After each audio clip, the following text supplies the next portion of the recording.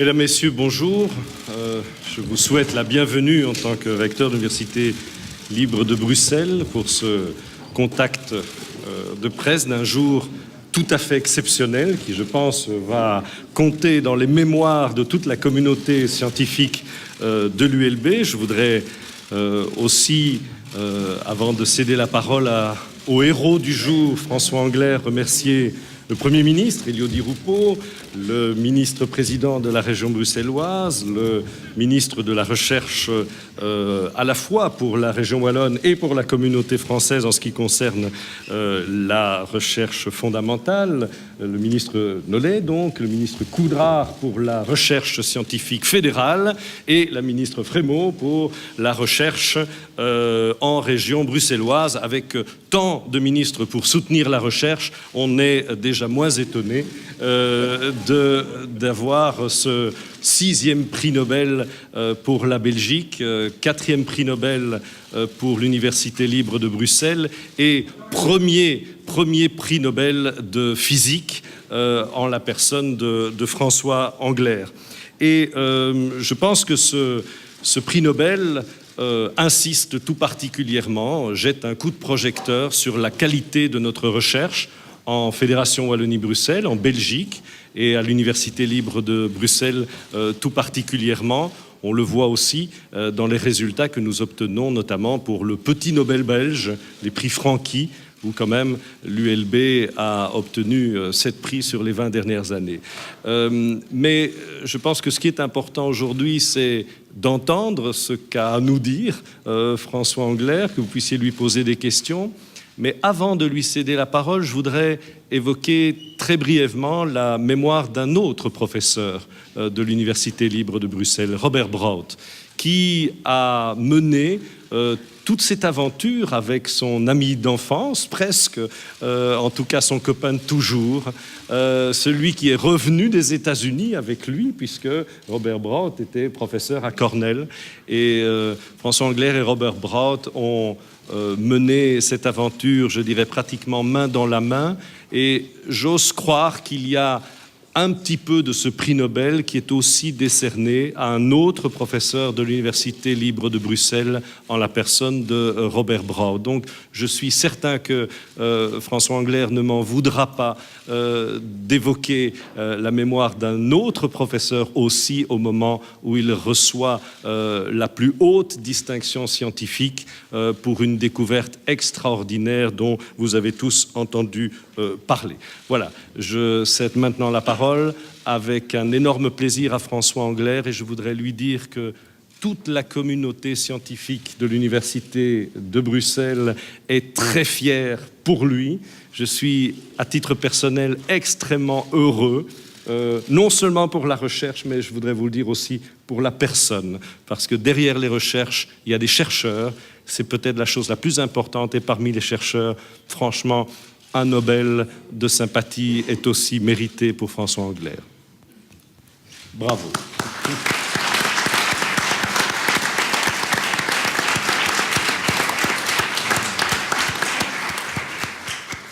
Merci pour tout ça. Maintenant, je crois que je suis obligé de répondre. Oui.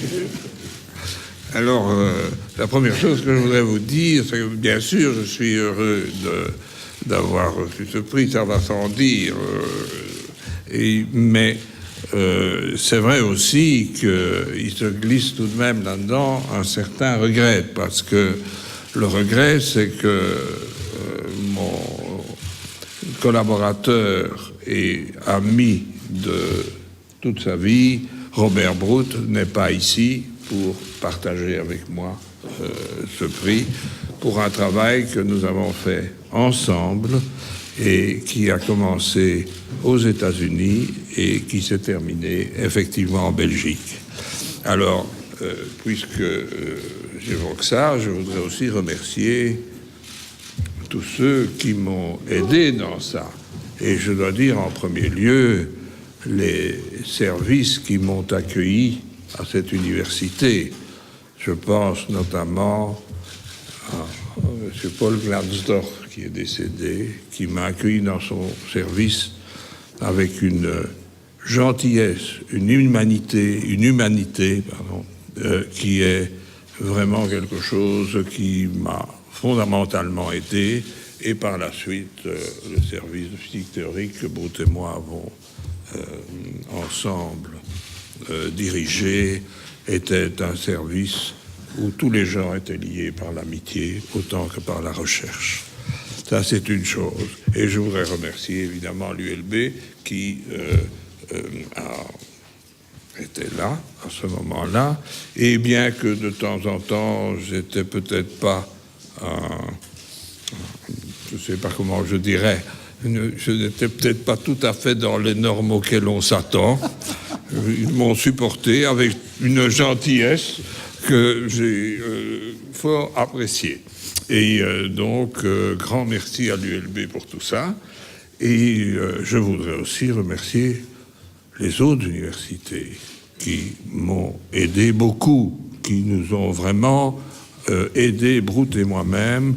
Ils nous ont fait beaucoup de plaisir, je pense en particulier très fort à l'UCL, l'Université catholique de Louvain, où j'ai d'ailleurs donné cours, et le catholique universitaire Leuven, où et Robert Brut avons tous ensemble avons noué des relations avec tout le groupe de physique là-bas, qui était un groupe et qui est un groupe extraordinairement valable, et avec qui nous avons toujours eu des rapports extrêmement cordiaux. Donc nous avons eu une aide non seulement ici, que j'apprécie beaucoup, mais nous l'avons eu essentiellement de toutes les universités en Belgique. Et sans cela, je pense que nous n'aurions eu difficile à développer, non pas ce travail, parce qu'il a été fait au début de notre collaboration, mais tous les autres que nous avons fait, mais qui, avec l'habitude que l'on a maintenant, ne seront célébrés que dans 50 ans. Je ne crois pas que je serai encore là à ce moment-là. Voilà. Bon, alors voilà, ça, je vais vous remercier. Merci.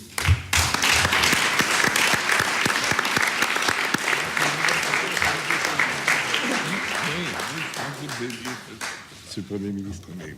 Écoutez, d'abord,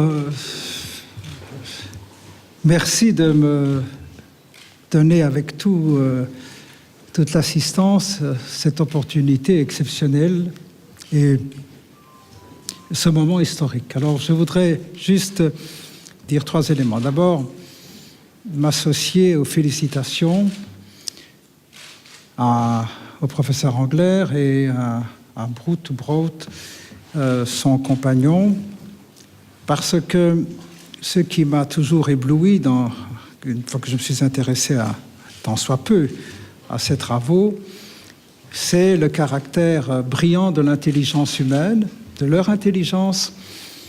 Et ce qui m'a toujours épaté, c'est que au départ de la théorie, au départ de l'abstraction, au départ d'un travail de l'intelligence, on finit par déterminer qu'il y aura quelque chose et il faut attendre 50 ans pour pouvoir voir avec quel instrument exceptionnel comme le CERN. Et donc, c'est vraiment une intelligence hors norme. Deuxième élément, c'est un salut et attirer l'attention sur tous les scientifiques du pays, en particulier, bien sûr, à l'ULB, redire à quel point notre pays est un pays innovant, mais à quel point on a besoin plus que jamais de techniciens, de scientifiques, et que moi-même, très modestement, vraiment modestement, quand j'ai commencé mes recherches scientifiques pour préparer ma thèse de doctorat, je devais être un peu comme tous les scientifiques. Quand on se met à travailler, on ne sait pas où on va.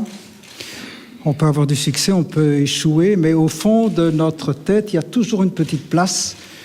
Et dans cette place, il est dit, finalement, il n'y a rien de plus beau qu'un prix Nobel. Et je pense que pour un scientifique, c'est vraiment une consécration, c'est quelque chose d'indicible, quelque chose d'absolument exceptionnel. Et troisième message, c'est pour nos jeunes. Quel exemple et quel encouragement. Et donc, si on devait redire aux jeunes, n'hésitez pas. On croit que les mathématiques, c'est difficile, mais c'est simplement parce que on n'a pas mis toutes les bases suffisantes. Une fois qu'on a les bases, c'est une construction avec des facultés et des évolutions formidables. Le professeur Engler en est un témoignage vivant, mais entrer dans les études techniques scientifiques, c'est non seulement une grande satisfaction pour celles et ceux qui vont le choisir, pour le pays et pour nous, c'est d'une importance capitale en termes de relations économiques avec le reste du monde. Et puis, j'en termine, on essaye de comprendre l'évolution du monde. Et c'est quand même une question fondamentale qu'on ne se pose pas d'une manière permanente, mais qu'on se pose quand même. Et mais ça, vous le direz 100 fois mieux que moi. Ce que je lis, encore une fois modestement, parce que j'ai quand même quelques rapports à lire et quelques heures à écouter mes collègues, mais ce que j'ai lu, c'est que non seulement grâce à la réalisation, la découverte effective du boson, une théorie s'affirme, mais que l'on ouvre des champs inouïs pour justement aller au-delà et expliquer, et qu'il y a pour le moment une émulsion, un bouillonnement chez les mathématiciens, physiciens, pour justement rechercher de nouveaux paradigmes et de nouvelles explications. Alors, pour tout ça, le plus simplement du monde, mon cher François, et puis j'ai eu l'occasion de visiter le CERN avec vous, avec cette gentillesse, je voulais vous dire bravo. Et encore le tout dernier mot. On m'a demandé tout à l'heure, mais quelle est sa caractéristique ? Outre que c'est un intellectuel hors pair, prix Nobel depuis quelques minutes, mais il est humble, comme tous les grands. Merci.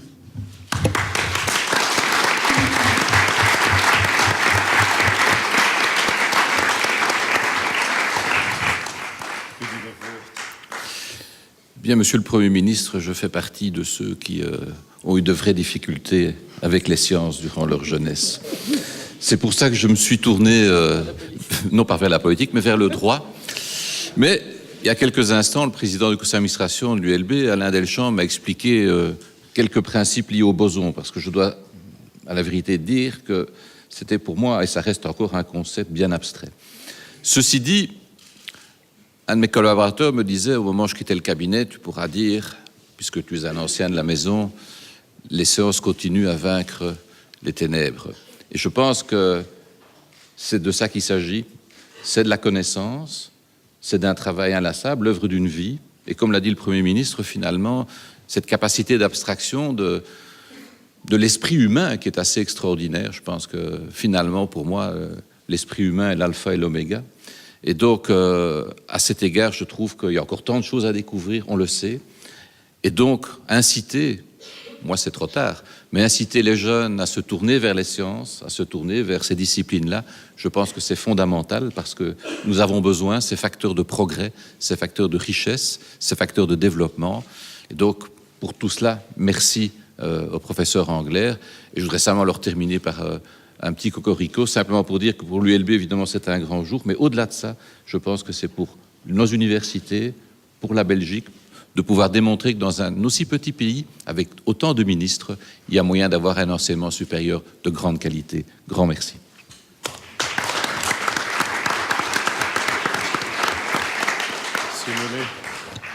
Merci beaucoup, mais professeur, quelle aventure, quelle aventure. Vous avez attendu, vous avez été patient aussi, puisque on s'était rencontrés il y a 2 ans, on en parlait déjà à ce moment-là. Mais aujourd'hui, voilà, vous êtes récompensé internationalement, mondialement. Au moment où vous recevez ce prix Nobel, vous nous offrez la possibilité de montrer l'importance, l'intérêt de la recherche fondamentale. Et je me permets d'insister sur ce volet-là, et je sais qu'avec les recteurs, nous y avons travaillé aussi. La Fédération Wallonie-Bruxelles, malgré les difficultés budgétaires dans lesquelles elle est, a adopté il y a quelques mois un décret qui permet de pérenniser, de bétonner, comme on dit aujourd'hui, le financement de cette recherche fondamentale auquel vous tenez tant. Je me souviens à la fête de la Fédération Wallonie-Bruxelles, votre intervention pointait déjà du doigt cette faiblesse, ce manquement structurel, puisque nous ne reconnaissions pas, à l'époque, la recherche fondamentale et son financement dans le cadre d'un décret.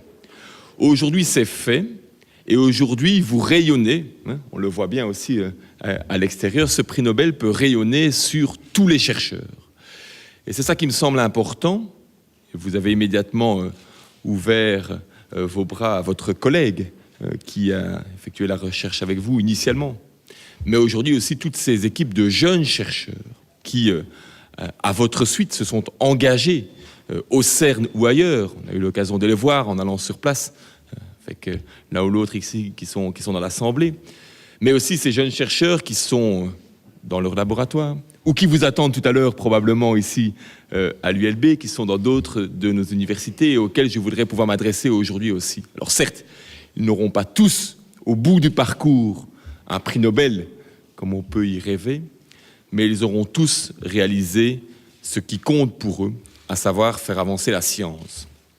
Et aujourd'hui, c'est un grand pas pour la science aussi. Bien entendu, vous le saviez, ça fait déjà plusieurs dizaines d'années que vous le saviez. Mais aujourd'hui, cette reconnaissance nous permet d'attirer l'attention sur ce métier de chercheur, qui n'est plus reconnu à la hauteur qu'il mériterait de l'être. Et ça me semble être extrêmement important, de profiter de l'occasion pour pouvoir redonner ce message-là, en ce compris aux jeunes qui, à la fin de l'enseignement secondaire, hésitent à choisir des métiers scientifiques, la physique par exemple, ça peut être d'autres orientations aussi, mais qui, par l'aura que peut amener un prix Nobel en Belgique, dans ce si beau et si petit pays, permettra probablement de créer de nouvelles vocations. Et pour ça aussi, je tenais à vous remercier, professeur Englert.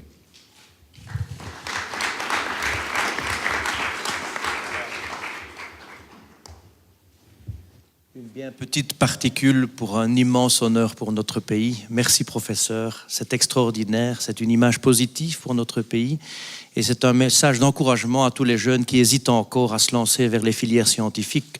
Et comme mes prédécesseurs au micro l'ont fait, on ne peut que les encourager et je crois que c'est une belle façon en gagnant ce prix extraordinaire, ce prix Nobel. Vous dire qu'au-delà du discours, il faut évidemment, la question qui est chaque fois posée, c'est mais que fait-on demain et aujourd'hui pour la recherche ? Je voudrais rappeler que le gouvernement fédéral, dans des conditions qui sont pourtant difficiles, a fait des efforts. Cette recherche interuniversitaire a été gratifiée de 15 millions supplémentaires en 5 ans. Le domaine du spatial aussi s'est vu accorder des moyens supplémentaires. C'est dire que l'importance que le gouvernement fédéral a accordée et accorde à la recherche, à l'innovation. Je voulais quand même le souligner, ça me paraît essentiel. Le prix Nobel, c'est aussi la poursuite du travail pour demain, comme on l'a indiqué. Et le professeur Englert, avec le professeur Frère, travaille toujours dans les pôles d'attraction interuniversitaire pour poursuivre évidemment ce travail, ces découvertes et apporter le plus qu'on attend encore. Donc pour tout cela, je voudrais vraiment lui dire merci pour cet investissement et pour tout ce futur qui est offert à une multitude de chercheurs. Et bravo et merci pour l'ensemble du pays.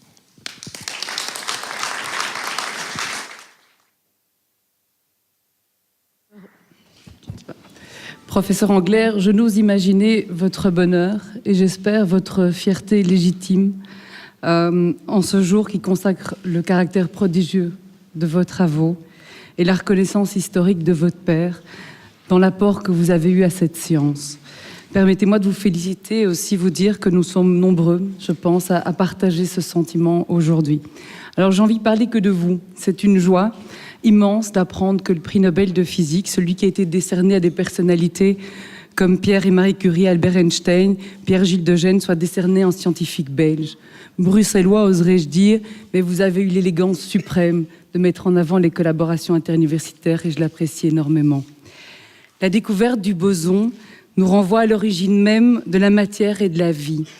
Et j'y vois un symbole merveilleux de la vocation ultime de la science, qui, comme l'a dit Alfred Nobel, est de servir l'humanité. Alors je vais terminer dans la même veine et le même ton que mes collègues, en soulignant l'apport inestimable de votre travail, surtout de votre engagement pour la future communauté scientifique du pays.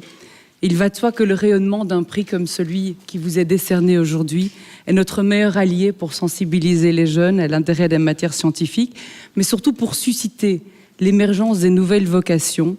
Je pense que vous avez conjugué la passion, le travail et l'engagement. Et c'est un magnifique message à leur délivrer aujourd'hui. Pour votre travail inestimable, pour votre engagement qui est fort aujourd'hui, mais surtout la joie immense que vous procurez à l'ensemble du pays, je voudrais vous remercier très sincèrement.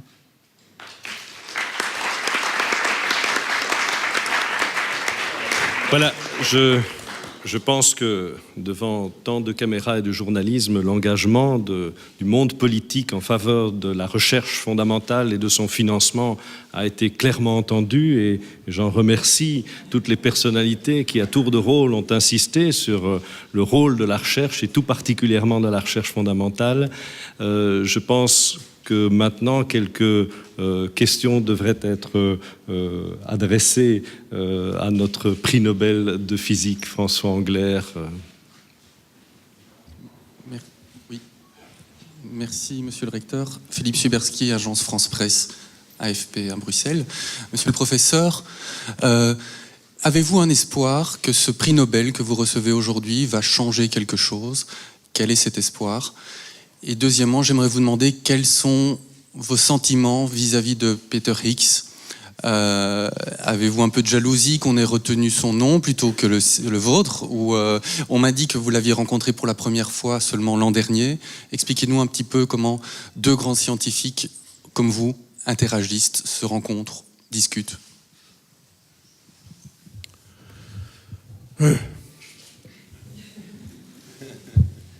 Je ne sais pas très bien quoi vous répondre, je dois dire.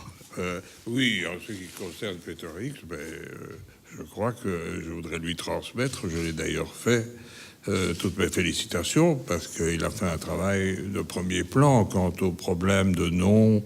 Bon, vous savez, de toute façon, nous n'avons pas une machine capable d'avoir les mêmes public relations que tout le monde, mais ça n'a pas beaucoup d'importance.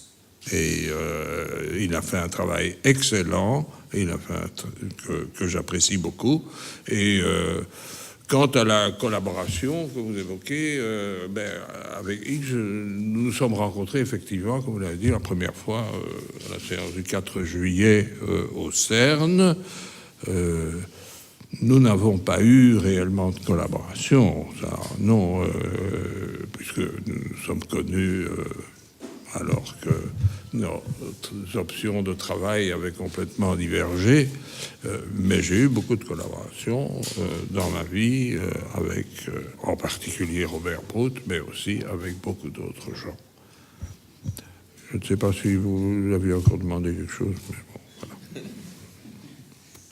C'est le professeur qui répond, mais le fait qu'il y ait plusieurs équipes qui finalement aboutissent à des constats comparables, c'est ça la force de la science, c'est qu'il y a des vérités, entre guillemets, universelles, qu'on ne connaît pas dans beaucoup d'autres mondes. J'approuve.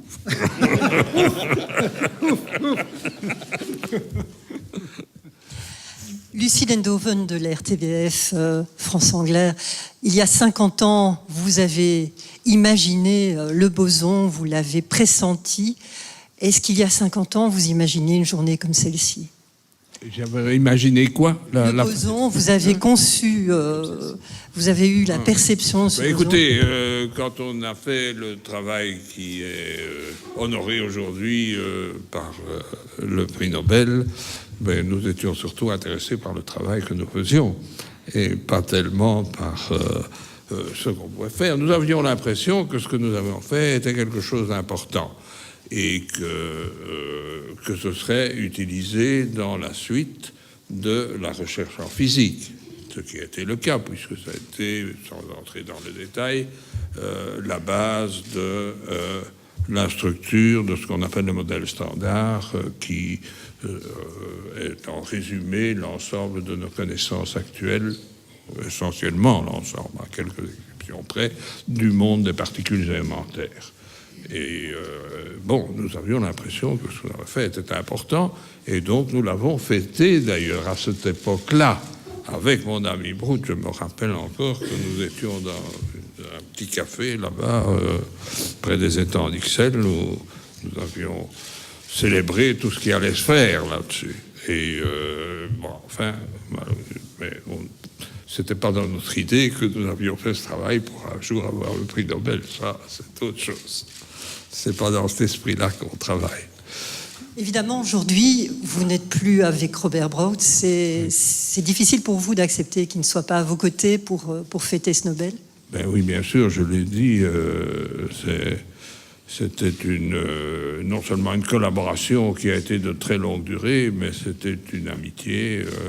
J'ai suivi Robert jusqu'à sa mort. Il est mort en Belgique. Nous sommes toujours... nous avions une amitié très profonde. Bonjour, Kathleen Bérard de VTM, la télévision flamande. On dit souvent, et M. Di Rupo l'a déjà dit aujourd'hui, que gagner le prix Nobel, c'est une des choses les plus beaux pour un scientifique. Je voudrais bien savoir si c'est vrai. Mais si on le dit, ça doit être vrai.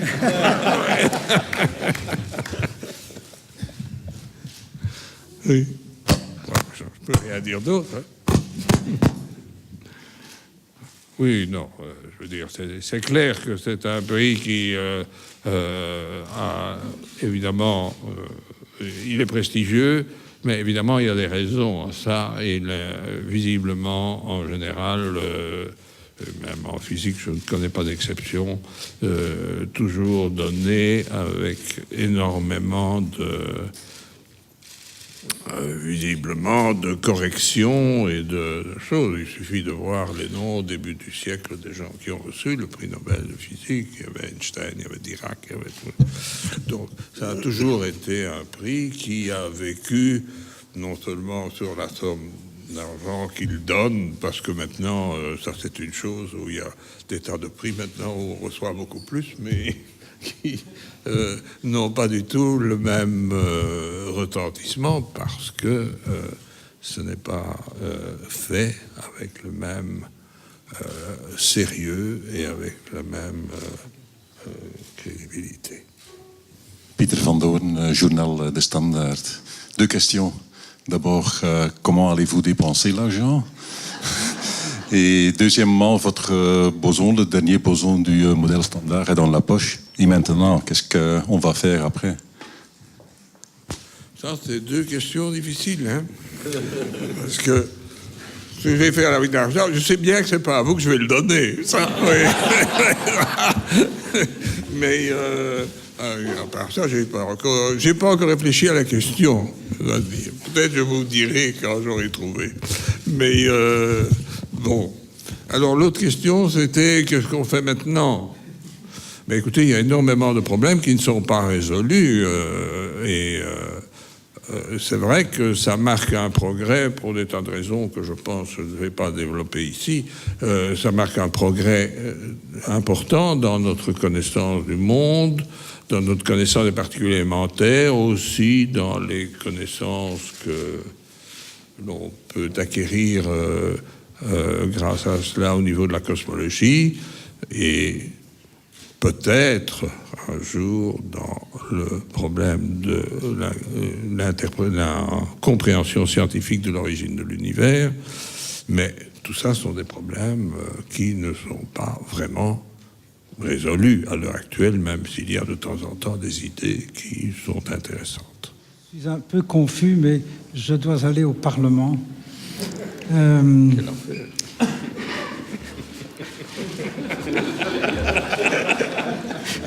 Mais comme le Parlement contrôle le gouvernement, il n'y a rien à faire et que c'est la démocratie, je prends congé, je reprends contact avec vous très vite. Toutes mes excuses, et en tout cas, bravo. Et bravo à votre épouse. Non, ne vous dérangez pas. Voilà. Ici, Daphné Van Ossel, RTBF Radio. Vous êtes aujourd'hui au centre de l'attention avec ce prix. De l'attention. Qu'est-ce que vous avez envie de donner comme message, que ce soit à la communauté scientifique ou aux jeunes qui vous suivent ou encore à d'autres? Écoutez, je ne pense pas que j'ai un message à donner. Je crois que chacun doit trouver en lui ce qui l'intéresse et ce qu'il veut faire. Ceci dit, Pour moi, tout ce que je peux donner comme message, c'est simplement ce que j'ai vécu à travers cette recherche. Ça, pour moi, était une passion de la vie, et cette passion était celle de rechercher une compréhension, une intelligibilité rationnelle au monde. Et ça, c'était pour moi la passion essentielle qui m'a conduite dans ce domaine. Si d'autres veulent la partager ou partagent autre chose, je n'ai pas de conseil à donner. C'est à chacun de trouver sa voie. Monsieur Angler, Olivier Pierre d'RTL. Excusez-moi, je pense ne pas prendre trop de risques en disant qu'un certain nombre de gens ici ne comprennent pas facilement ce que c'est le boson, et encore plus particulièrement le vôtre. Est-ce qu'en 2 minutes ou en 2 mots, vous pourriez nous donner une explication simple, comme à des enfants presque, j'ose dire? Absolument pas. Tant pis. Absolument pas. Je suis prêt, s'il y avait 10 minutes, un quart d'heure, à essayer d'esquisser les choses. Donner une explication qui soit vraiment satisfaisante pour celui qui la reçoit et pour celui qui la donne.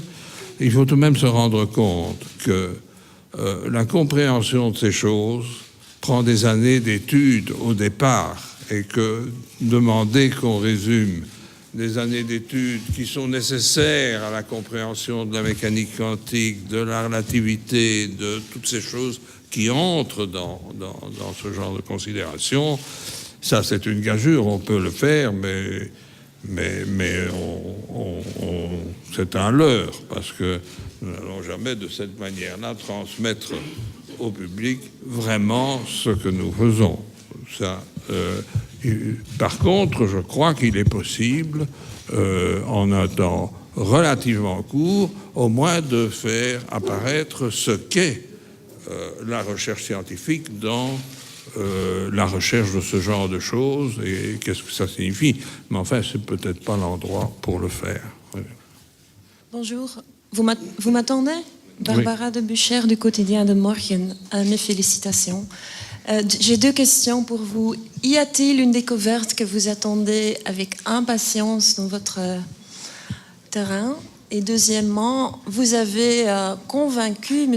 Brout de venir des États-Unis à faire ses recherches ici en Belgique. Comment vous l'avez fait? Et est-ce que vous pensez que ce serait encore très facile aujourd'hui de convaincre un collègue aux États-Unis de venir en Belgique pour la recherche fondamentale? Attendez, c'est 2 questions très différentes. Hein. Oui, alors, pour la première,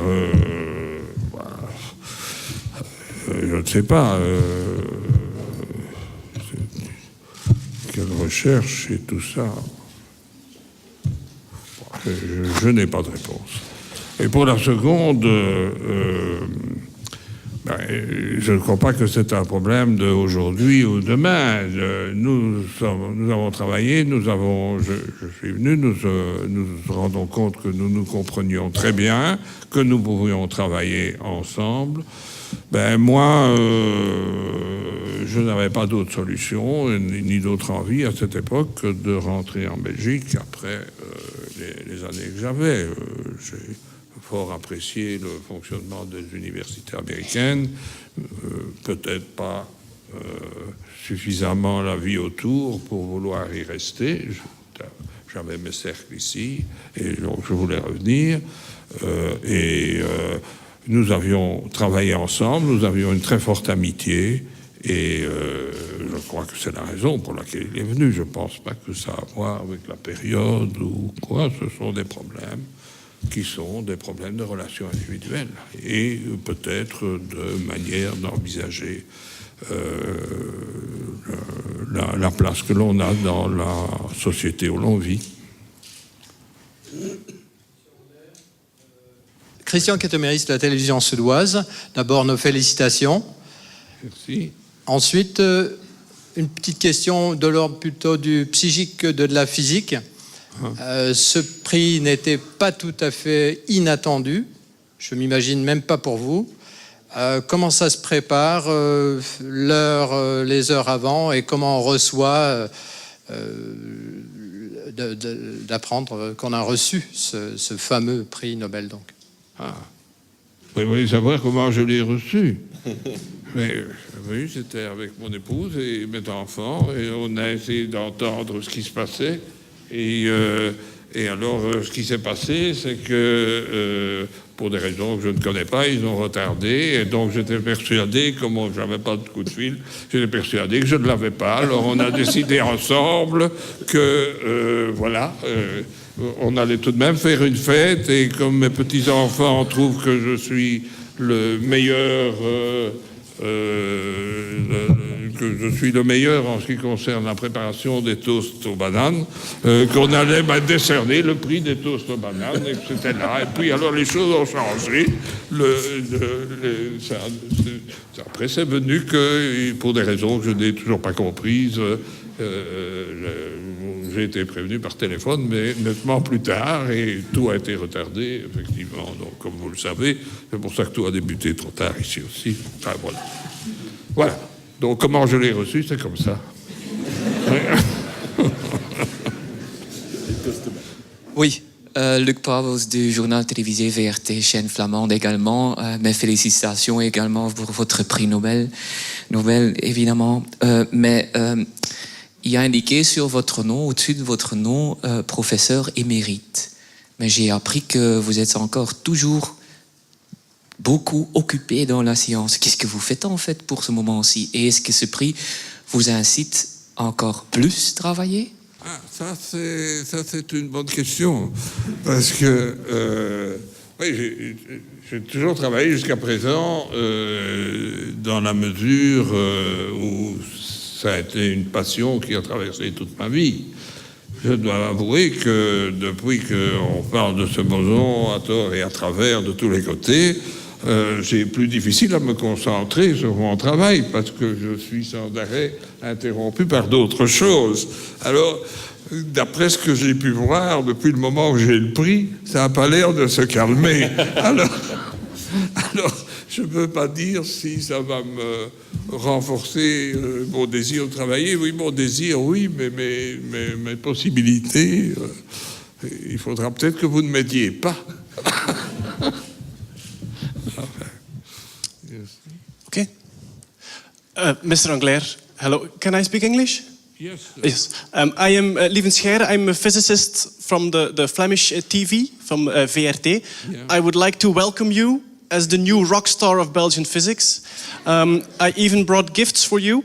It's a puzzle, a 500-piece puzzle of the Atlas detector in CERN, since you are emerite. And also refrigerator magnets of all the elemental particles. Ah, this is very nice. Yeah. I see they call it the Higgs particle. And I think they should call it the scalar particle or the Brut-Angler Higgs particle. Yes, I have two questions for you. My first, in English, yes, my first question is really short. Can I have an autograph of you on my Higgs boson t-shirt after the press conference? An autograph. What? An autograph. Yeah. Okay, thank you very much. And the second question is, have you heard Mr. Higgs already today? No, I didn't. Well, we didn't. I don't think how. I don't see how. Another day.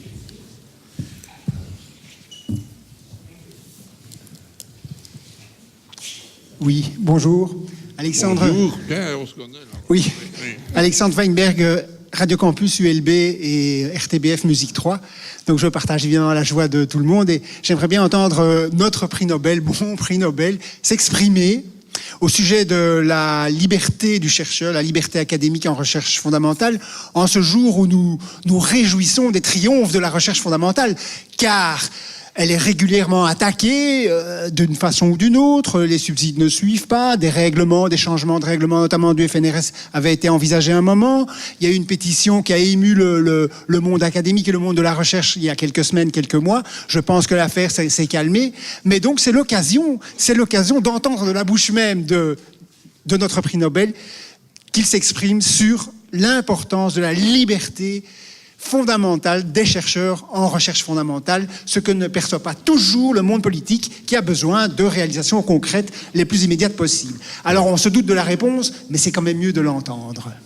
Ah, si vous vous doutez de la réponse, vous auriez pu le faire. Alors, je ne vais pas le faire. Moi, je sais pas très bien ce que vous voulez que je dise là-dessus, mais oui. Bon, écoutez, la recherche fondamentale, la liberté en recherche fondamentale, elle est essentielle, sinon c'est pas de la liberté, c'est pas de la recherche fondamentale. J'ai dirigé à un certain moment le service où j'étais, et il était clair que, pour moi, on ne demande pas à quelqu'un de faire telle ou telle chose. Vous savez, je peux vous raconter une petite histoire, c'est que j'ai aussi été ingénieur dans ma vie. Et là, je devais construire un laboratoire où on devait faire, disons, des études sur les expérimentales sur les semi-conducteurs. Et bon, j'ai eu des propositions de l'industrie pour m'aider. J'ai été obligé de les mettre dehors parce que ce qu'ils voulaient, c'était que l'on développe, ou plus exactement, je vais changer les noms évidemment, pour lesquels on m'explique pourquoi les semi-conducteurs fabriqués par la société X marchaient alors que la société Y, qui était représentée par le monsieur qui était venu me trouver, ne marchait pas. Alors ça, ce genre de choses-là, évidemment, cette inférence-là est très mauvaise. D'autre part, je pense que la recherche fondamentale, elle est essentielle dans le développement de la recherche appliquée. Elle est d'autant plus essentielle qu'on n'interfère pas dans cette recherche.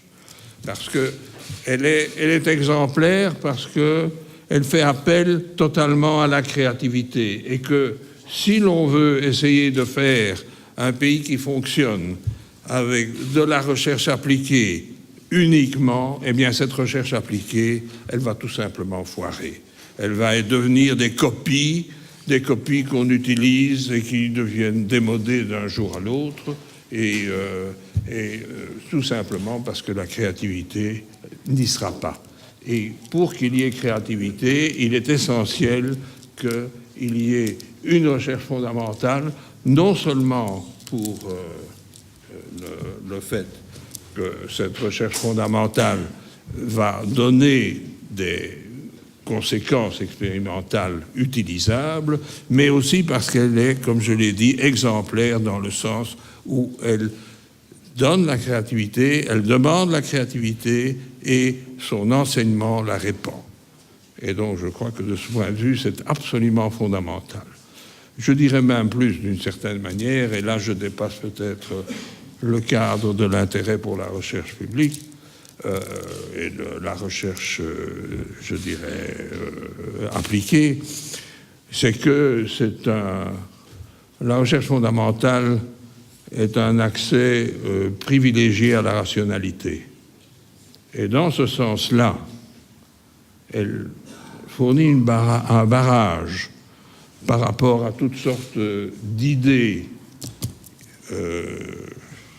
qui sont des idées non seulement rétrogrades, mais des idées dangereuses, des idéologies non rationnelles, dont l'Europe a d'ailleurs suffisamment subi les dommages, que cet accès à la rationalité que fournit la recherche fondamentale est essentiel pour construire une civilisation digne de ce nom et qui soit plus humaine.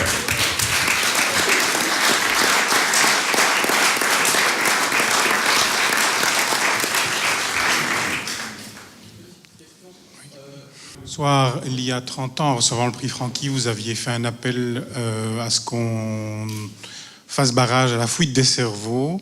Est-ce que 30 ans plus tard, vous êtes rassuré? Est-ce que l'environnement de la recherche pour vos jeunes collègues vous rassure, ou est-ce qu'une certaine inquiétude vous habite encore? Mais je sais à quoi vous faites allusion. Vous faites allusion au discours que j'ai fait pour le prix Francky en 82. Oui, qui m'a valu des tas d'inimitiés d'ailleurs, mais enfin, ça c'est un détail. Et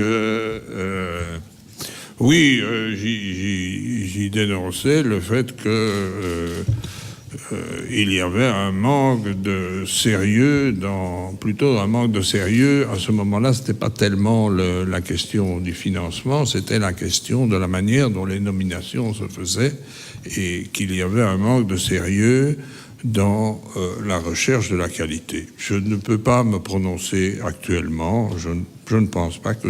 Je pense que les choses sont beaucoup meilleures maintenant qu'avant, effectivement. Il n'y a plus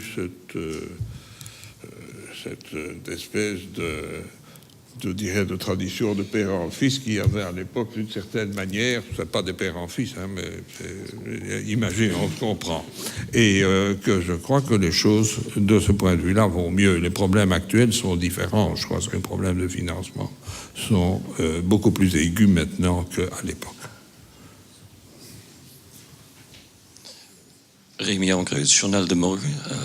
Une question en anglais, si c'est possible. Oui. Have you ever thought about studying something else when you were young, and not physics or electrical engineering?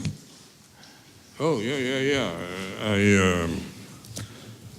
I recently said in a ceremony for the students that the essential thing probably is to allow people to have hesitation in life, because I didn't know what I want to do when I was at the secondary school. I was very attracted by French literature. I was also very attracted by the mathematics, so I didn't know what. And finally, it's essentially external pressure, including by the mathematical professor, which valorized the study in engineering, that make me choose that. And it was very interesting. I had very interesting experiences there, but this was not what I wanted, and so I had to change after. So about your question, no, I didn't know from the beginning what I want. I discovered that when I was doing research, that this was really something that could that arose my passion, and so I think that that's the most important thing, to try to do what you like, to make a sense. If I have, it's not a message, but just I think that having spent my life with the impression that I never worked, because it was always a pleasure when I did research, that is one of the things that makes me very happy.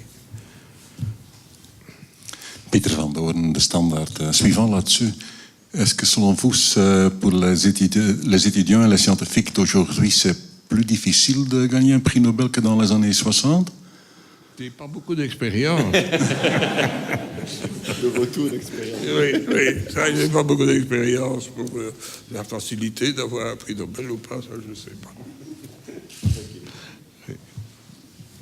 Voilà, je pense que nous avons pu répondre quand même à un large spectre de questions. Je voudrais vous remercier toutes et tous pour votre présence. Je voudrais une dernière fois féliciter en votre nom et au nom de toute la communauté scientifique le professeur Engler pour cet extraordinaire prix Nobel, premier prix Nobel de physique en Belgique et 6e au total. Donc on en est très très fiers et je voudrais qu'on l'applaudisse une dernière fois pour clore